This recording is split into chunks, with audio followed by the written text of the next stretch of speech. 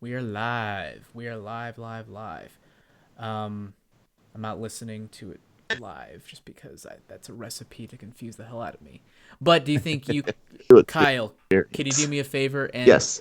maybe have it open in a window? Because right now I think my computer is being like tested to its limits because of how, that's not that old, but I'm always sensitive about that stuff. So maybe if you can have another window open on your end to see if Of the of the live live stream. stream. You don't have to like have the volume on, but every now and then just check in to see that we're doing okay. Uh, yeah, sure. Low fan. Let's see here. It's not wanting to come in. So, Lauren online. There's the channel. And all right, I see the live thing, and I'm muting. Let's see. Yes. Okay, guys, my video up. So we're giving this a shot for the hell of it. Um, and I'm paused. I'm trying to decide. Can I pause this and then have it not ruin anything? Like it's still going, right? I just paused it. Um, Yes, okay. Well, you'll wait like 30 seconds or so. There's a because there's a long lot. delay. Yeah. So just wait and make sure that your audio is doing good because if I recall, your audio was clipping, just not clipping, but just like cutting in and out, and I want to make sure that we're okay with that. Okay. Yeah, it sounded like I was talking just fine. Let me know when you hear yourself.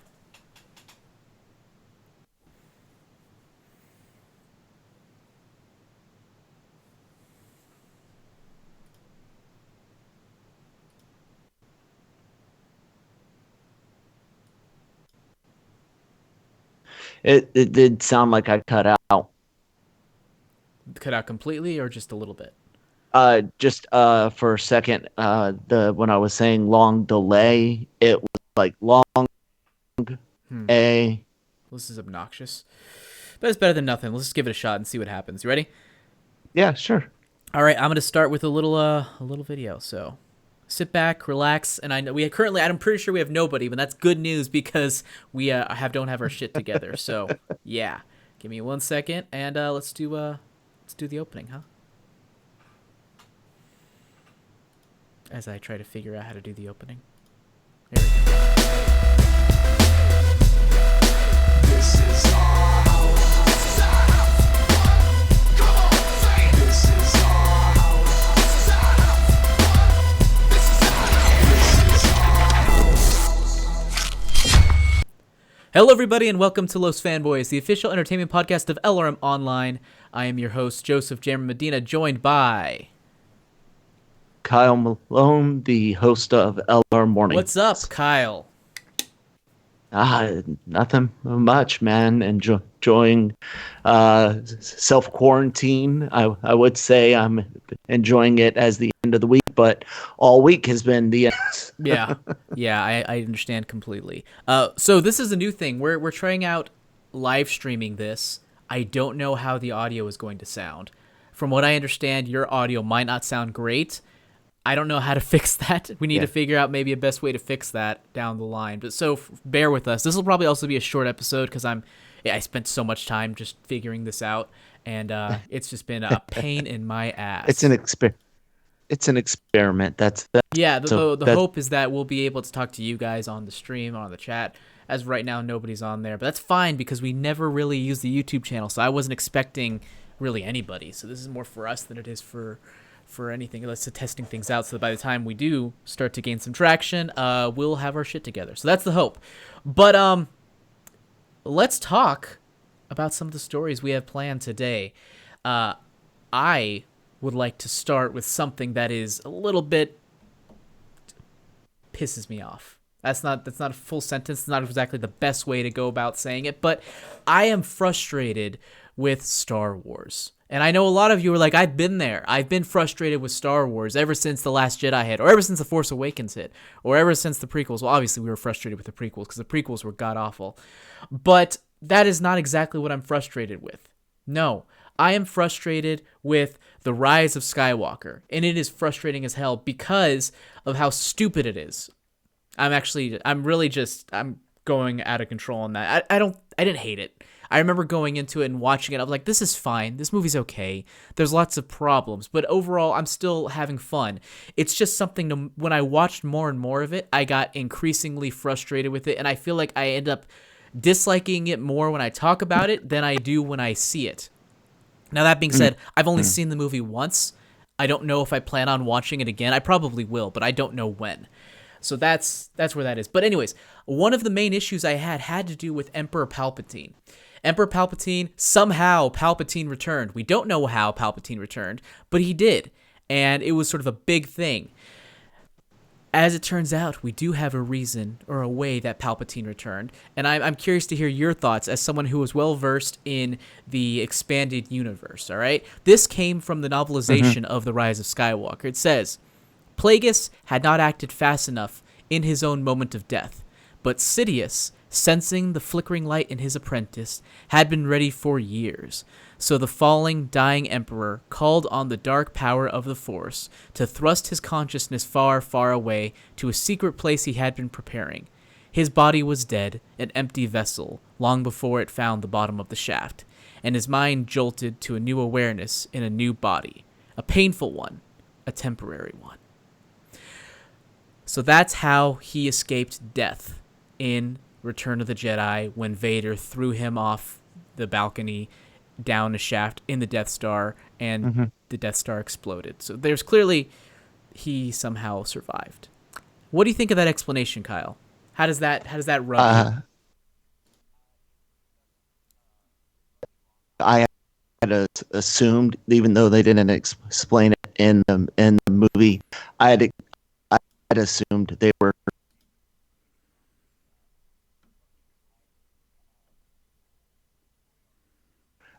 the Emperor's essence was passed into clone body after clone body, looking for a perfect one. Not mistaken, was planning on taking over one of Han and Leia's kids. I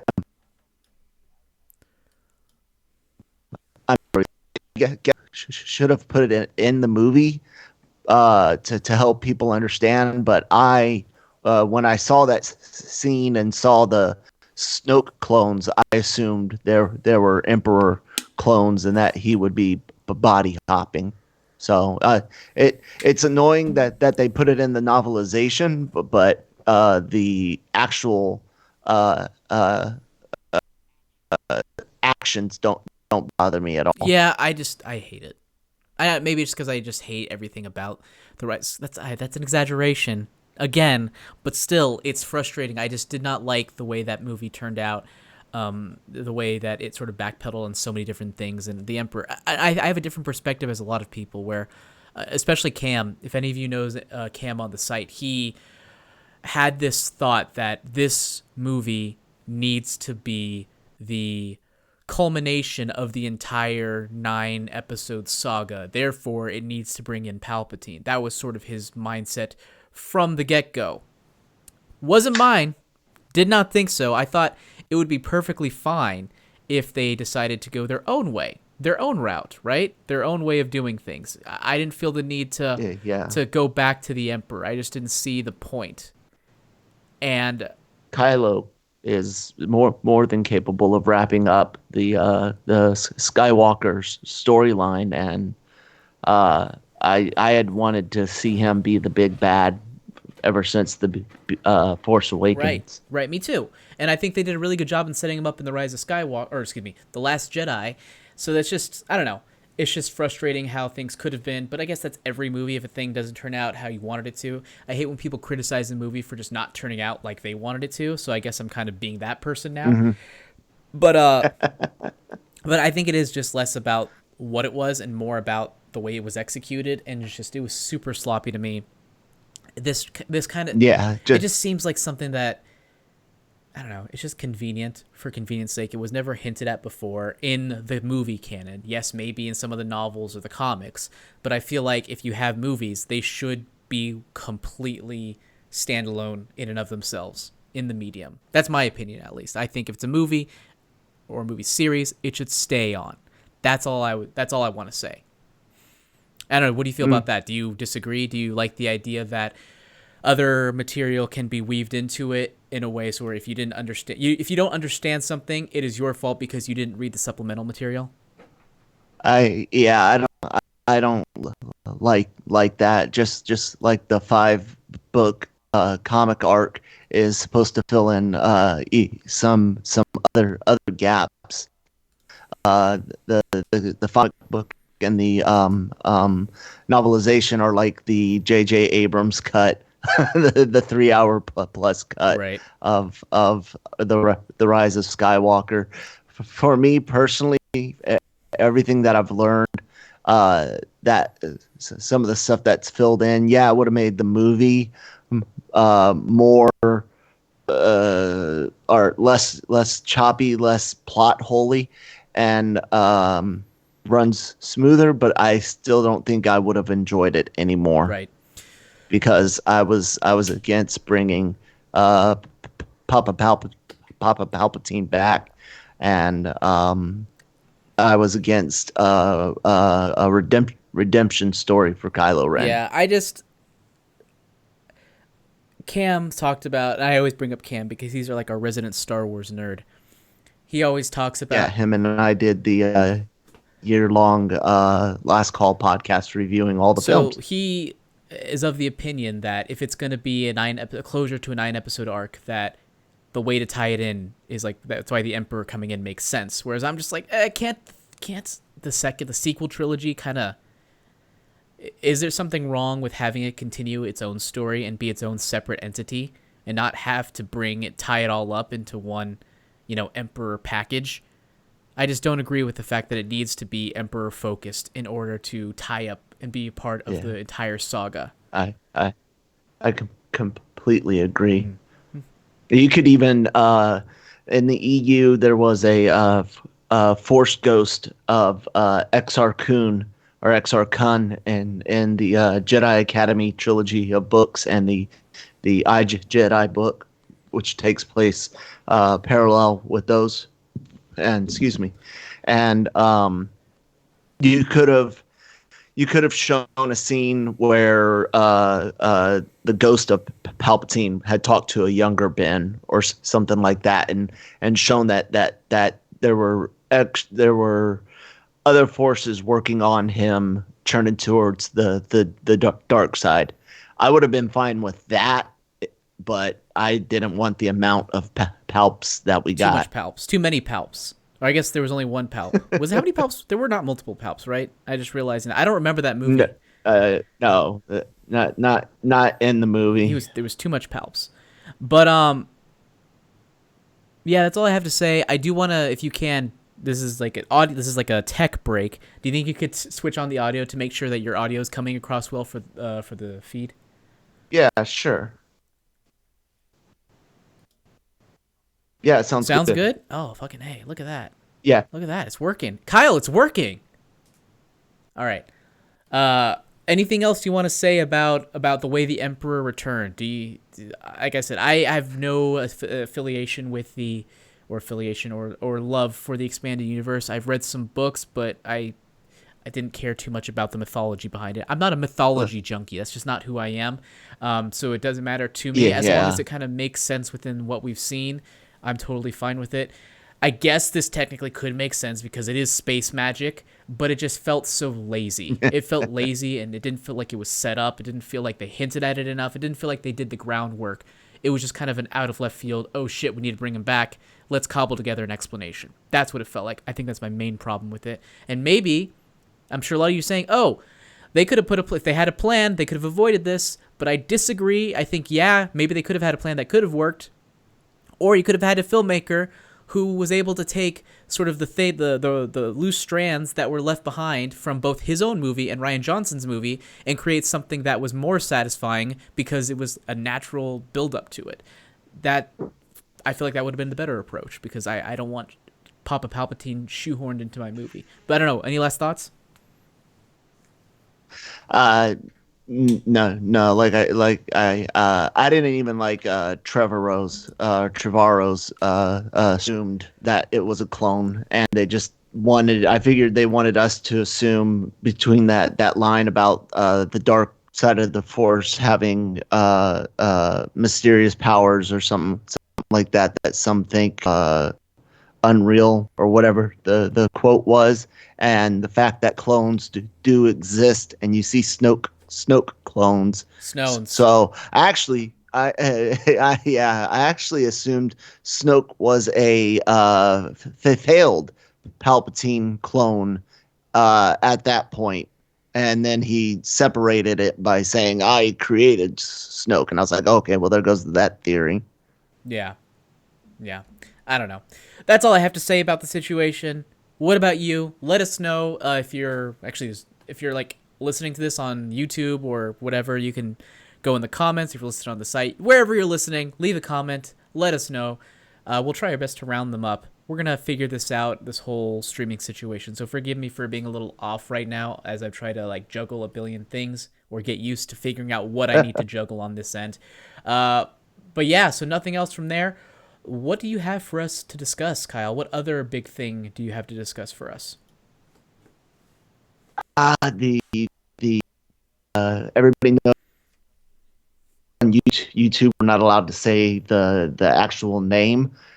We could get they're afraid of people um, uh, giving misinformation. So, but there is the thing that's going on Mm-hmm. worldwide, and causing a lot of shutdown of businesses, including theaters, and even before some theater chains decided to close on their own or were ordered by the governors to cut hours. A lot of them had cut their capacity to 50%. Studios started realizing we're not going to make money on our movies this way. So what if we put them either a for rent for like $20 on video on demand, or go ahead and just release them for digital purchase. Um, Onward is now available to be purchased on digital and will actually hit Disney Plus on April 3rd. Birds of Prey, The Gentlemen are getting early video on demand releases. NBC Universal was one of the first to really do this. They put Emma, The Hunt, and The Invisible Man, all which were supposed to be in theaters, put them video on demand on the 20th. Trolls is gonna And actually have a day and date release on digital for it's yeah, gonna be a rental period, a 48-hour rental period. Trolls World Tour, the sequel, and that's gonna be so it's yeah, $20 for a 48-hour period. So basically the equivalent of two adult tickets. yep. And then you even had a couple things like the Rise of Skywalker. They pushed up its digital Mm-hmm. release, and they pushed up straight to Disney Plus, which a lot of kids were very happy with, and a lot of parents are suffering listening to what's that main song, Into the Unknown. Into the Unknown, repeatedly. I watched Frozen 2 again. Not a fan. Not a fan. Actually, I don't mind the music. Okay. The music was the best part. I just didn't like the movie. The movie had all kinds of problems. I had so many questions still after watching it a second time that I'm like, I don't get it. It doesn't make any sense to me. And it just, Well, yeah. all of this comes to a point you and I and Brian and I and as several others have discussed. The movie theater business has been slowly dying. The only thing keeping it alive, basically, Star Wars, DC movies, and the MCU. Big spectacle films are the only ones that really kill it at the box office these days. Mostly. And Mostly, Yeah, because yeah. there are some like Invisible And Man did really well. You have the occasional low and mid horror budget. movies, yeah, horror movies usually do Right. pretty decent, and there are some what some people feel are must see films that will do okay, but really, it's the blockbuster. You know, I used to be. I'm a big fan of the theater experience. I love the big screen and the loud sound, and I like being part of a crowd to laugh or gasp or clap and cheer with. Um, but I used to go see everything in theater. I saw Waterboy in theaters.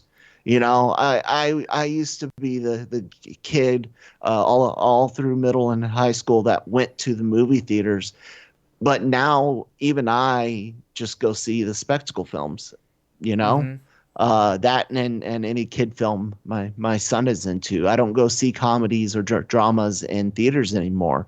I wait for them to come out. And so this whole thing happening with the you know what around the world, I think this is test waters doing this $20 48 to 72 hour rental period. Mm-hmm. This is a test to see, hey, if we have smaller theater releases, you know, less reels or discs going out to theaters, and we do this on demand at home, can we make money? Can we make good money? And I don't know what the split with the video on demand service is. I don't know if they can offer it as a say it's a Marvel or Star Wars movie, Mm-hmm. a special rental that they can add on to Disney Plus where you pay $20 extra, and then the studio gets all of the money. I don't know, but I really think that this is the way of the future. We're going to start seeing theatrical movies for home rental much quicker. Yeah, I think I agree 100%. This is something that the industry has been leaning towards for years. It's something that I've talked about many times. That eventually we're gonna get to this point where we talked about it a few weeks ago actually, where you mentioned like, would you be willing to pay Mm-hmm. like $80 or something like that, right? Or $50, Yeah, to get the 48-hour rental plus right? the actual ownership on release. And maybe they haven't nailed. Maybe it's not 50. Maybe it's 20 because that's what Trolls is doing.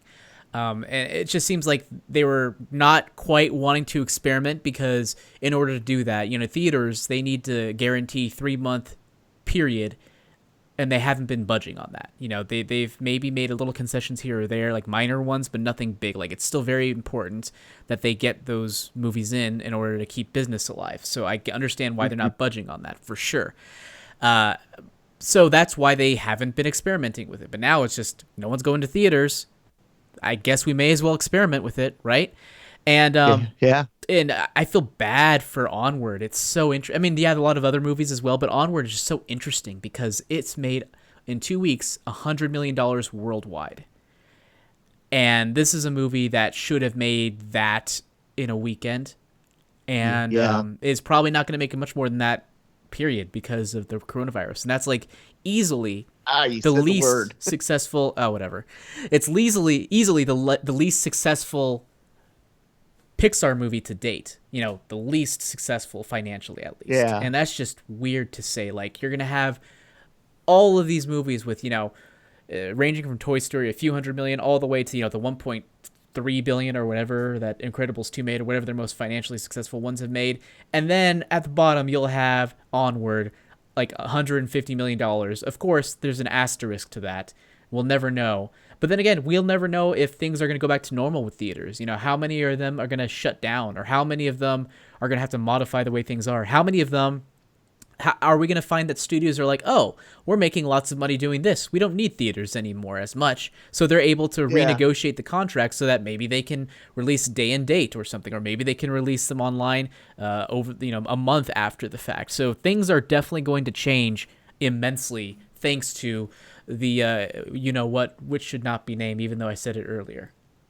Yeah, what's crazy and how Onward definitely would have done better. It's got an A- cinema score, 95% from audience on Rotten Tomatoes, and 87% certified fresh from critics. With scores like that, it was going to be a money maker. Yeah, it was definitely going to be money. Like if nothing else, it would have broken even. Now it's not even breaking even. But you have to wonder, we're not going to really get box office for these things once they go to digital Mm-mm. sales. Like we'll maybe get like a digital data. I'm not sure. I don't follow digital data for digital sales. I don't know specifically what is streaming and what is not and how much they're getting from it. So Yeah, it's like it's going to be a lot harder. I don't know the specifics either, and if they're sharing it through something like Vudu or I don't know what other video on demand services there are for films. Hmm. But what's the split? Yeah, If you're charging $20 for 48 hours, what how much does Vudu get? Do they start doing it similar to movie theaters where Voodoo gets a whole bunch of money for the first couple of days, and then it starts dropping the it's amount vice it versa. I gets. think. I think the Uh, studios get a lot up yeah, front and then they get yeah, less. yeah. All of those are great questions, and these are great experiments for studios to see how much money can they make. Can they make enough that the movie was worth making? And I hope theaters don't go away for good. Endgame was such an amazing experience to watch opening night with a crowd of people who had never seen the film. It's the same with Infinity War, Civil War, Spider-Man Far from Home. Like all of these are great with crowds, and Star Wars, even the ones people had issues with, although there was a hell of a lot less cheering and clapping in the Rise of Skywalker than the previous two films in the sequel trilogy. But but I hope theaters don't go away totally. Oh But yeah. there's a lot of things right now that I'm looking forward to. April 3rd onward. I can't wait to sit down with my family and have a movie night and watch Onward. The Invisible Man, I'm interested in Yeah. seeing. I can't really afford going out to movies right now, or even uh, paying the $20 to rent them. I got a situation which all of my uh, monies are going towards. But the stuff that's coming to Disney Plus and other streaming services that I already have, I'm excited about that. So Right. my big question is what about those big tent poles? We know Double O Seven, No Time to Die was pushed back to November. Black Widow doesn't even have a date that they're planning on. The fall is pretty packed tight already. Black Widow would definitely overshadow some smaller films in the Yeah. fall. But still, some of those films are gonna take money from it. Like, what do you do? And the MCU is so schedule Yeah. based. Movies, if they do move, it's up or down a few days. It's not weeks and With the months. exception of You Guardians of the usually, Galaxy, of course. That's the one. yeah. That was originally scheduled to Uh, come out around this time, actually. So who knows if it would even hit before. Yeah, Guardians 3. But usually they're pretty set on their Yeah. schedules. And Especially now with the this Black Disney Widow, Plus situation. It's like you got some. I don't know yeah, how finished they are with their shows. They were originally planned for August. I think WandaVision might be done. I think it might be the only one that's done. It might be tucking out of my ass, but I feel like. yeah, but Falcon and Winter Soldier was still filming. Yeah, so like who knows? Like, is it all gonna shift? Yeah, the crazier thing for me is we're not gonna get a movie a summer. We're not gonna get a movie summer. It's just not gonna happen. Yeah, I know. It's crazy. And then there's the whole New Mutants thing. Just go ahead and put that shit on Hulu. Yeah, please, please put it on Hulu. I would love to watch it. Just I just go, you guys stop trying to put it out on the big screen. Just put it out on Hulu. I want to They see put it. Onward I out want to see it. on freaking digital before the New Mutants. This is insane. This is the world we're living Yeah, in. it's crazy. Give us the New Mutants, Yeah. please. But yeah, it's just I think we're in unfamiliar territory here. We don't know what is going to happen, what studios are thinking, but you can guarantee they're thinking. They're figuring stuff out, and it's just a matter of what they settle on business-wise, what they're able to negotiate business-wise. And it's just going to be interesting because we will be the beneficiaries of it as moviegoers. Who knows what will happen? This is awful. Coronavirus, the thing, I didn't finish saying the word. The thing is obviously very terrible, but obviously in these terrible situations, you have businesses that are pivoting and figuring out how best to adapt. And Now's the time to adapt and innovate and not file lawsuits in courts like the old landlines tried to do against cell phone companies, because they were like, oh, cell phone companies are encroaching on our business and this, that, and the other, and they tried to do lawsuits instead of innovating, pivoting, changing with the times. So right. Consumers could benefit real well. Like I said, in general, I'm willing to pay $20 for a theatrical release, because that's even cheaper than the wife and I going to a theater, because we usually have to get a babysitter for our kid. So any other time, $20 for 48-hour rental, I'm more than willing to do that. Yeah. And I told you, like, I'd be willing to do $50-$60 don't tell them that. get, don't tell them. Don't give them that idea. 48 hours with rental, and then actually a full digital to own copy 4 months down the road. One of the big signs that we were heading to this has been something we've talked about in the past: the short time between the theatrical release and home video release. We used to wait a year plus for home video releases. Then it was like 8 months after the movie had left theaters. Not even just eight months after the movie had started. 8 months after it had left theaters, and then it was like 6 months after release date, and then now it's like 4 months after release date we're getting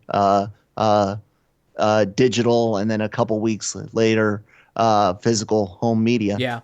Yeah. It's always been getting closer and closer. I remember having to wait a long time. Probably it wasn't a year. It was probably like closer to 9 months, but it was a good amount of time. We're spoiled today. We get literally everything that we want at the tap of our fingers, and I've learned to appreciate it.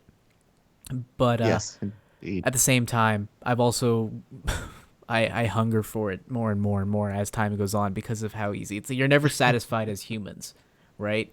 There's that thing where apparently we live the average human being in the United States lives nicer than like kings and queens in the past, even if it doesn't feel like it. And it's just, we want more. We always want more because we adapt. Kind of like when you get a lot more money or you become rich, you adapt your lifestyle to it, and all of a sudden it doesn't feel like you're rich anymore.